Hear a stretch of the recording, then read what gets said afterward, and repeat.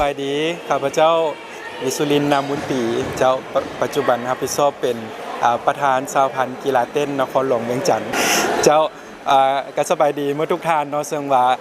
สำหรับกีฬาเต้นนี่ก็ได้บรรจุเข้าเป็นหมวดของกีฬาหนึ่งที่พวกเราได้เข้าแข่งขันอยู่ใน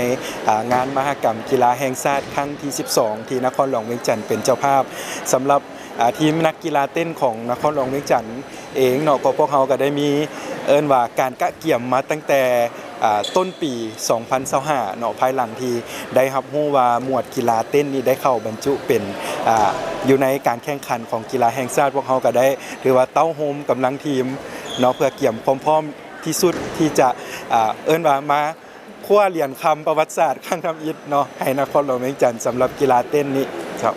เจ้าสำหรับในการแข่งขันในสุดทำอิฐเนาะมื้อนี้โดยเฉพาะในการแข่งขันมหกรรมกีฬาแห่งชาติครั้งที่12นี้ทีมนครหลวงเวียงจันทร์พวกเขาก็ได้ส่งเข้าอยู่ใน3ประเภทของกีฬาการแข่งขันเนาะก็มีประเภทซ้ายเดียวแบบเต้น breaking แล้วก็มีประเภทคู่ผสมยิงซ้ายเป็นฮิปฮอปแล้วก็เป็นประเภททีมแบบทีมผสมซึ่งว่าอยู่ในการแข่งขันนี้สำหรับสุดทำอิฐเนาะปีทำอิฐนี้ก็ที่ได้เข้าแข่งขันก็มี5แขวงที่ได้มาร่วมแข่งขันนำพวกเราซึ่งว่าในการเต้นของ breaking ก็จะแบ่งเป็นสาย A กับสาย B เนาะซึ่งว่าจะมีการซึ่งว่ามื้อนี้วันที่19พวกเขาก็สิได้ดำเนินการคัดเลือกเป็นเฉพาะของทีมของประเภทสายเดียว breaking ที่ผู้ใดได้ผ่านรอบคัดเลือกในมื้อนี้แล้วเนาะมื้อนี้ก็อาจจะมีการมอบเหรียญทองแดงเนาะสำหรับทีมที่ผ่านเข้าสู่รอบรองชนะเลิศก็สิได้ไปชิงเหรียญคำอยู่ในวันที่20พฤศจิกายนเนาะเป็นมื้ออื่นสำหรับที่ได้อัปเดตครั้งล่าสุดเนาะปัจจุบันนครหลวงก็ได้ประมาณ31เหรียญคำของยอดทั้งหมดที่อัปเดตในเมื่อคืนวันนี้ก็ถือว่าปัจจุบันก็ยังได้อยู่ในอันดับที่1อยู่ในสำหรับประเภทเหรียญเนาะก็สิมีประมาณ100ปลายเนาะรวมทั้งเหรียญคำเหรียญเงินเหรียญทองแน่ตามมาติดก็สิมีทางกระทรวงป้องกันประเทศและก็บรรดาแขวงสวรรณเขตอย่างเป็นต้นประมาณนี้เนาะแต่ว่าในรายละเอียดหรือว่าเรียลไทม์ของการติดตามในการเรียนการเชิญบรรดาทานได้ติดตามอยู่กับบรรดาเพจของข่าวกีฬาเนาะซึ่งว่าเพิ่นจะภายหลังการสรุปหลังจาก6 โมงแรงหรือว่า8 โมงแรงของการแข่งขันแล้วเพิ่นก็สิได้อัปเดตให้บรรดาทานได้รับชมเหมือนกันสำหรับข้าพระเจ้าเองแม่นรู้สึกดีใจและก็เป็นเกียรติยินดีเป็นอย่างยิ่งที่ทางคณะสหพันธ์กีฬาแห่งชาติก็คือคณะนำนครหลวงเนาะได้มอบหมายความรับผิดชอบในการนำพานักกีฬาของนครหลวงเวียงจันทร์เพื่อเข้าร่วมในการแข่งขันในงานมหกรรมกีฬาแห่งชาติครั้งที่12นี้ถือว่าเป็นประวัติศาสตร์อีกว่าหน้าทำอิฐอีกหน้าหนึ่งของกีฬาเต้นซึ่งว่ากีฬาเต้นดังกล่าวนี่มีว่าเป็นรวมศูนย์ของวัยหนุ่มวัยรุ่นแต่ละเพศแต่ละชนเผ่าแต่ละวัยให้กับเจ้าที่ว่ามีความมักฮักอยู่ในการแสดงออกทางด้านทักษะที่เป็นกีฬาหัวคิดประดิษฐ์สร้างความบาลานซ์ของร่างกายการเฮ็ดเวียกเป็นกลุ่มเป็นทีมได้มาเต้าโฮมกันถือว่าแลกเปลี่ยนอยู่ในบรรดาแขวงและก็ลิ่นกีฬาร่วมกันถือว่า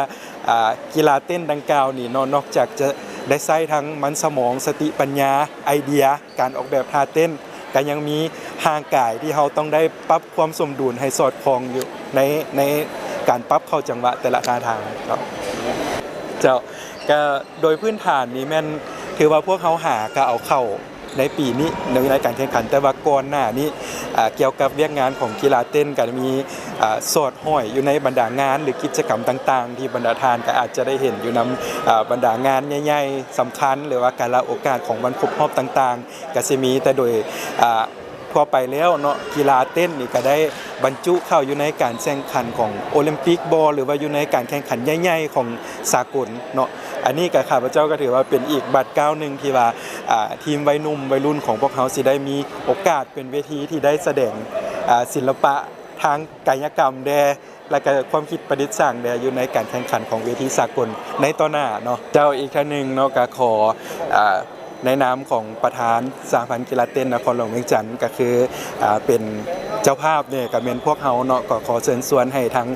มวลชนชาวนครหลวงเวียงจันทร์ก็คือวัยรุ่นวัยหนุ่มเนาะบรรดา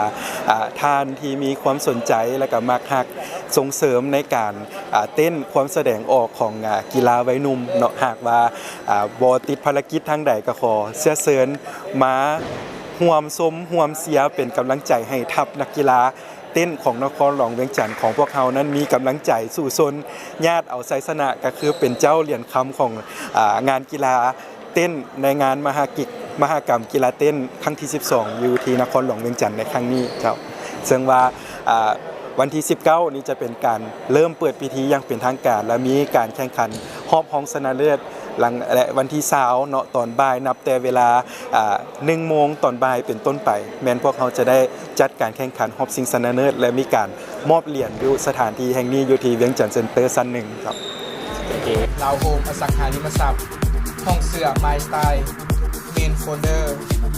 คำเผาสังใดเดอะบาร์เบอร์ลาวมิสเตอร์ลาววีแค่สมสกัดเพื่อสุขภาพ